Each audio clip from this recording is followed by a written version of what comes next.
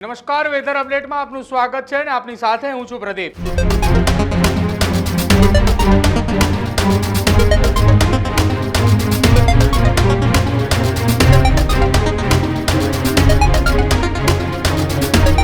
રાજ્યની અંદર હાલ સાર્વત્રિક વરસાદ વરસી રહ્યો છે અમદાવાદ સહિત મેગા સિટીની અંદર પણ, અને સાથે જ એ સૌરાષ્ટ્ર, દક્ષિણ ગુજરાત અને ઉત્તર ગુજરાતની અંદર પણ મેઘો અવિરત છે। હજુ પણ આગામી 24 કલાકે ગુજરાત માટે ભારે હોવાની હવામાન વિભાગ દ્વારા આગાહી કરવામાં આવી છે। ત્યારે વિન્ડી મોડલના માધ્યમથી સમજીએ ગુજરાત માટે આગામી 24 કલાક કેટલા ભારે છે, કયા જિલ્લાની અંદર કેટલો વરસાદ પડી શકે છે, કેટલી શક્યતાઓ છે તેની વાત કરીએ। હાલની પરિસ્થિતિ જો ગુજરાતની વાત કરવામાં આવે તો ગુજરાતમાં હાલની પરિસ્થિતિએ સાર્વત્રિક વરસાદ વરસી રહ્યો છે।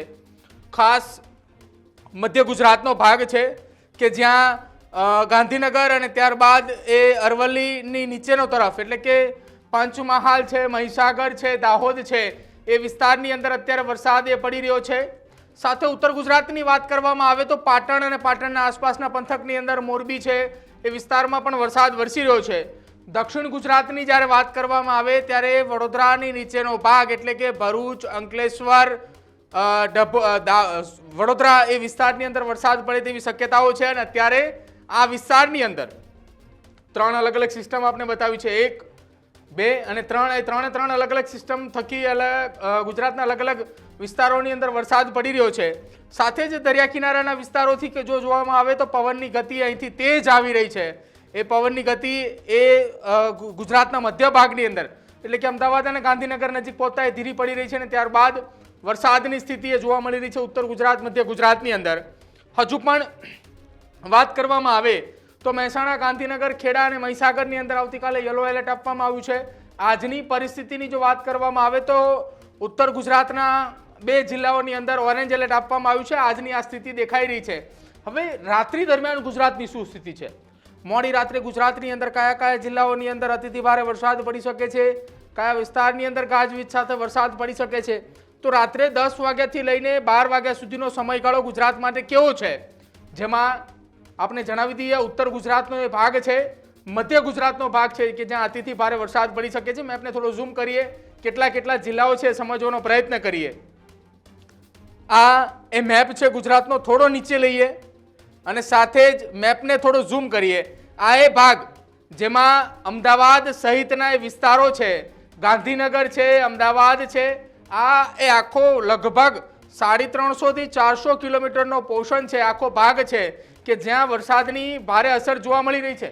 આપ જુઓ અહીંયા ખૂણા ઉપર આ એ દાહોદ છે, દાહોદથી લઈને અહીંયા બનાસકાંઠાનું થરાદ અને આ બનાસકાંઠાથી લઈને છેક દાહોદ સુધી એ આખા ભાગની અંદર એટલે કે મધ્ય ગુજરાતથી લઈને ઉત્તર ગુજરાતનો બોર્ડર પર ના છેવાડાના ગામ સુધી જો વાત કરવામાં આવે તો લગભગ 300-350 કિલોમીટરનો આખી આ એક પટ્ટો છે, અને તે વિસ્તારની અંદર ભારેથી અતિ ભારે વરસાદ મોડી રાત્રે પડી શકે છે કે જ્યાં આ વિન્ડી મોડલના માધ્યમથી આપણે બતાવી રહ્યા છે 2 સિસ્ટમ સક્રિય થઈ છે, 1 અને 2 બંને એક સાથે ભેગી થઈ રહી છે। આ વચ્ચેનો ભાગ છે જ્યાં પાલનપુર છે, પંચમહાલ છે, મહીસાગર છે, વિસ્તાર છે જ્યાં પણ વરસાદ પડે તેવી શક્યતાઓ છે।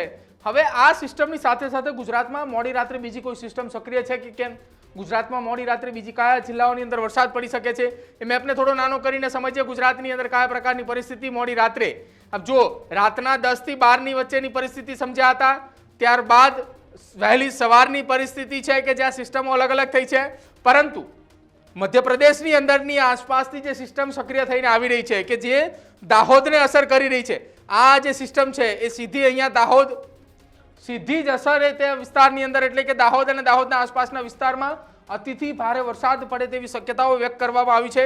પવનની ગતિની જો વાત કરવામાં આવે તો 40 થી 50 કિલોમીટર હાલની સ્થિતિએ જોવા મળી રહી છે, પરંતુ જ્યાં આ રેડ ઝોન બતાવવામાં આવ્યું છે ત્યાં 60 થી 70 કિલોમીટર અથવા તો તેની પણ વધારે હોઈ શકે તેવી શક્યતાઓ વ્યક્ત થઈ રહી છે। આ એ વહેલી સવારના દ્રશ્યો છે। હવે મેપને થોડો નાનો કરીને સમજીએ આવતીકાલના દિવસ દરમિયાન ગુજરાતની કેવી સ્થિતિ, આવતીકાલે ગુજરાતના કયા કયા જિલ્લાઓમાં અને કયા કયા વિસ્તારોમાં કેટલો વરસાદ પડી શકે છે। જુઓ આ આવતીકાલનો મેપ છે, આવતીકાલના સ્થિતિ પ્રમાણે અહીંયા આ એ ભાગ જોવા મળી રહ્યો છે કે જે મધ્યપ્રદેશથી લઈને રાજસ્થાન સુધી તેની અસર જોવા મળી રહી છે। મોન્સૂન ટ્રફ અને ડીપ ડિપ્રેશનની કારણે આખી આ ઘટના સર્જાઈ છે, જ્યાં આ એક આખો પોર્શન છે, 3 અલગ અલગ સિસ્ટમ અહીંયા છે, ચોથી સિસ્ટમ આ જે ભાગ દેખાઈ રહ્યો છે રાજસ્થાનનો આ ભાગ છે, ત્યાં પણ એક સિસ્ટમ જોવા મળી રહી છે. એટલે તમામની અસર એ ગુજરાત અને ગુજરાતના બોર્ડરના વિસ્તારો જે છે ત્યાં જોવા મળી રહી છે. હવે આપણે જણાવી દઈએ, ગત મોડી સાંજથી અને આજે વહેલી સવારે સુરત અને દક્ષિણ ગુજરાતમાં પણ વરસાદ એ પડી રહ્યા હતા. હવે એ સુરતની સ્થિતિની જ્યારે વાત કરવામાં આવે તો સુરતની અંદર પણ આપ જુઓ અહીંયા એ આવતીકાલે સુરતની અંદર પણ ખૂબ એ ગંભીર પરિસ્થિતિ દેખાઈ રહી છે. સુરતને થોડું ઝૂમ કરીને સમજીએ, સુરતના એ વિસ્તારો કયા કયા વિસ્તારની અંદર સુરતમાં વરસાદ પડે તેવી સ્થિતિ છે.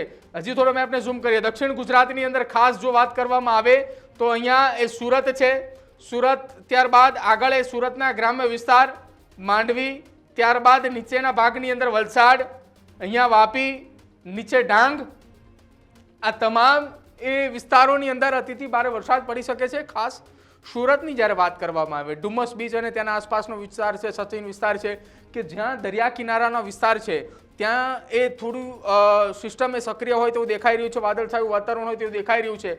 આ વાત આવતીકાલની છે કે જ્યાં પવનની ગતિ પણ વધારે હોઈ શકે, દરિયામાંથી સીધા પવનો આવી રહ્યા છે, એટલા માટે ત્યાં વરસાદની પણ સ્થિતિ એ સર્જાઈ શકે તેવી શક્યતાઓ વ્યક્ત કરવામાં આવી છે. આ સાથે જ આવતીકાલ સાંજ સુધીની અંદર ગુજરાતમાં કેવી પરિસ્થિતિ, ગુજરાતની માથે કેટલું સંકટ આવતીકાલે સાંજ સુધીમાં 24 કલાક હવામાન વિભાગ દ્વારા વ્યક્ત કરવામાં આવી હતી આગાહી.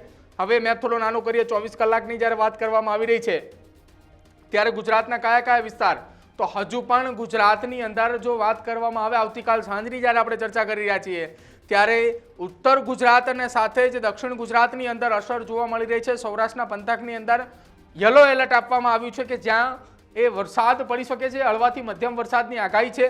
પરંતુ અતિથી ભારે વરસાદની આગાહીની જો વાત કરવામાં આવે તો દક્ષિણ ગુજરાત છે, ઉત્તર ગુજરાતનો કેટલોક ભાગ છે કે જ્યાં આ સિસ્ટમો સક્રિય છે, એ વિસ્તારની અંદર અસર થઈ શકે તેવી હવામાન વિભાગની આગાહી છે.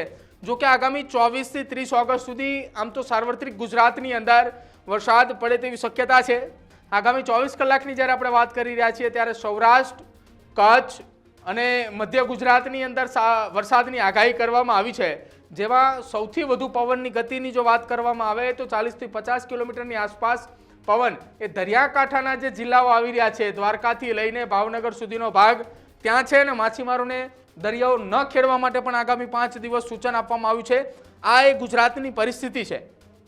હવે જ્યારે આપણે આવતીકાલની વાત કરી રહ્યા છીએ, આ 25 ઓગસ્ટના મેપની છે વાત, તો 25 ઓગસ્ટના દિવસ દરમિયાન આખી પરિસ્થિતિ સમજ્યા કે જ્યાં બનાસકાંઠા અને પાટણની અંદર ઓરેન્જ એલર્ટ છે, એટલે કે ઉત્તર ગુજરાતના 2 જિલ્લા બનાસકાંઠા અને પાટણ, ત્યારબાદ સાથે સાથે સાબરકાંઠા, અરવલ્લી અને મોરબી, ત્યાં પણ ઓરેન્જ એલર્ટ આપવામાં આવ્યું છે. તો મોરબી એ સૌરાષ્ટ્રનો ભાગ છે આમ, પરંતુ ઉત્તર ગુજરાતના જિલ્લાઓને જોડતો એ જિલ્લો એટલે મોરબી છે, ત્યાં પણ આ પ્રકારની પરિસ્થિતિ, એટલે કે ત્યાં પણ ગાજવીજ સાથે વરસાદ પડે તેવી શક્યતા. મધ્ય ગુજરાતમાં દાહોદ, પંચમહાલ, અમદાવાદ, ત્યારબાદ સૌરાષ્ટ્રમાં સુરેન્દ્રનગરની વાત કરવામાં આવે, ભાવનગરની નીચે વાત કરવામાં આવે, જામનગર છે, દ્વારકા છે, કચ્છની અંદર યલો એલર્ટ છે. દક્ષિણ ગુજરાતની વાત કરવામાં આવે, નવસારી, ડાંગ, વલસાડની અંદર પણ યલો એલર્ટ આપવામાં આવ્યું છે. દાદરા નગર હવેલી અને દમણની અંદર પણ યલો એલર્ટ આપવામાં આવ્યું છે કે ત્યાં પણ વરસાદની સ્થિતિ એ જોવા મળી રહી છે. એટલે કે આવતી 30 તારીખ સુધી ગુજરાતની અંદર સાર્વત્રિક વરસાદ પડે તો નવાય નહીં, એ પ્રકારની સ્થિતિ ગુજરાતની અંદર હાલ છે. 1, 2, 3 સિસ્ટમો એ અલગ અલગ જગ્યા ઉપર અલગ અલગ સમયે સક્રિય થઈ રહી છે, તેના કારણે આ અસર એ ગુજરાત માથે જોવા મળી રહી છે. તમારું શું માનવું છે અને તમારા વિસ્તારમાં કેવો વરસાદ છે, કેવી પરિસ્થિતિ એ તમારા વિસ્તારમાં છે, એ ખાસ કમેન્ટ સેક્શનની અંદર જણાવજો. જોતા રહેજો ન્યૂઝરૂમ. નમસ્કાર.